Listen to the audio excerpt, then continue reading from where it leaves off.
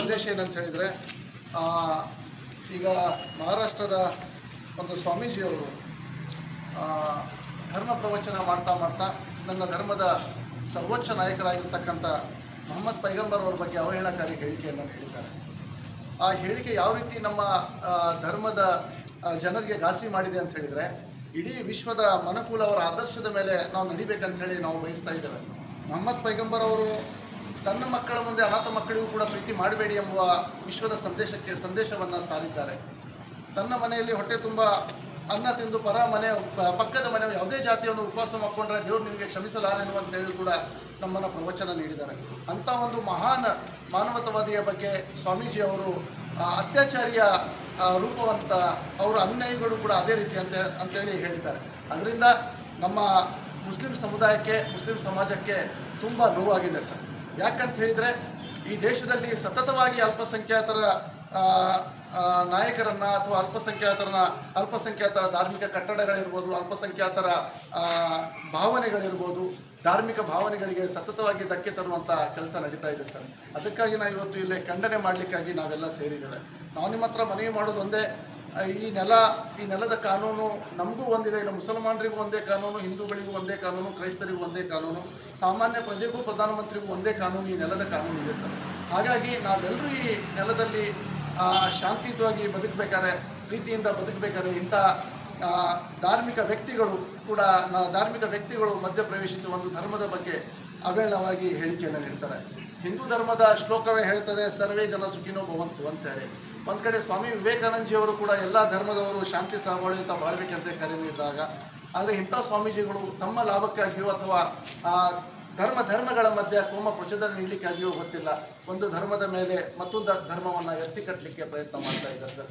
ಇದು ದೇಶದಲ್ಲಿ ಅಥವಾ ನಮ್ಮ ರಾಜ್ಯದಲ್ಲಿ ನಿಲ್ಲಬೇಕಾಗಿ ನಿಮ್ಮ ಮುಖಾಂತರ ಈ ಮನವಿಯನ್ನು ನಾವು ಕೊಡ್ತಾ ಇದ್ದೇವೆ. ಮತ್ತೊಂದು ವಿಷಯ ಏನಂತ ಹೇಳಿದರೆ ಸರ್, ಇಡೀ ವಿಶ್ವದ ಮನಕುಲಕ್ಕೆ ಮಾದರಿಯಾಗಿರ್ತಕ್ಕಂಥ ಮೊಹಮ್ಮದ್ ಪೈಗಂಬರ್ ಅವ್ರ ಬಗ್ಗೆ ಏನು ಅವಹೇಳನಕಾರಿಗೆ ಹೇಳಿಕೆಯನ್ನು ನೀಡಿದ್ದಾರೆ ಸ್ವಾಮೀಜಿ, ಅವರಿಗೆ ಶಿಕ್ಷೆ ಆಗಬೇಕು, ಅವರಿಗೆ ಈ ನೆಲದ ಕಾನೂನಿನಂತೆ ಕಠಿಣ ಶಿಕ್ಷೆ ಆಗಬೇಕಂತೇಳಿ ಕೂಡ ಈ ಮುಖಾಂತರ ನಾವು ಒತ್ತಾಯಿಸ್ತೇವೆ. ಹಾಗಾಗಿ ನಾವಿಲ್ಲಿ ಎಲ್ಲರೂ ಸೇರಿದ್ದೇವೆ. ಆ ಮುಖಾಂತರ ತಮಗೆ ಮನವಿಯನ್ನು ನೀಡ್ತೇವೆ. ಈ ಮನವಿಯನ್ನು ತಾವು ಸಂಬಂಧಪಟ್ಟವರಿಗೆ ತಲುಪಿಸಬೇಕಂತ ಹೇಳಿ ನಿಮ್ಮಲ್ಲಿ ಕೇಳ್ಕೊಳ್ತಾ ಇದ್ದೀವಿ ಸರ್.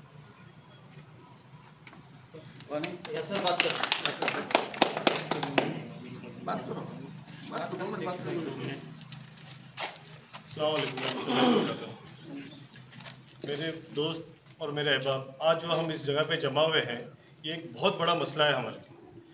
आज हम हुजूर सल्लल्लाहु अलैहि वसल्लम की शान में जो भी गुस्ताखी करते हैं, हम उन सब के लिए, उन सब को हम ये पैगाम देना चाहते हैं कि हम हुजूर सल्लल्लाहु अलैहि वसल्लम की शान में गुस्ताखी के लिए हम कभी भी उन्हें माफ़ नहीं करेंगे।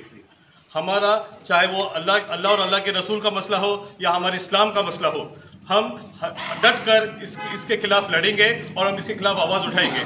हम सारे प्रशासन में इसके खिलाफ आवाज़ उठाएंगे, कानून के दायरे में रहते हुए उनके खिलाफ आवाज़ उठाएंगे और उनको सख्त से सख्त उन पर कार्रवाई कराएंगे और उनको सख्त से सख्त सज़ा दिलाएंगे। इंशाल्लाह आप सभी का ताउन मिलेगा। आप सभी के ताउन के साथ हम इस कार्रवाई को अंजाम दे रहे हैं। आज हम एक मनवी दे रहे हैं। बाबा रामगीर महाराज जो है, जो महाराष्ट्र में नासिक में उन्होंने अपना एक प्रवचन में हुजूर सल्लल्लाहु अलैहि वसल्लम की शान में गुस्ताखी की है। ये हम आगे कभी भी हम इसी को आने नहीं देंगे। और चाहे दुनिया में कहीं भी अगर मुसलमानों के खिलाफ अगर कोई भी आवाज़ अगर होता है तो हम उसके खिलाफ आवाज़ उठाएंगे। और हमारी जो मनवी जो हम आज दे रहे हैं तहसीलदार साहब को, इसी सिलसिले में बाबा रामगिरी के खिलाफ दे रहे हैं।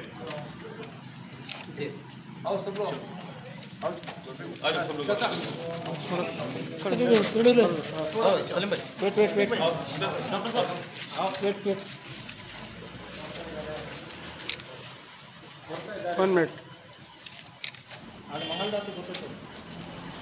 Okay.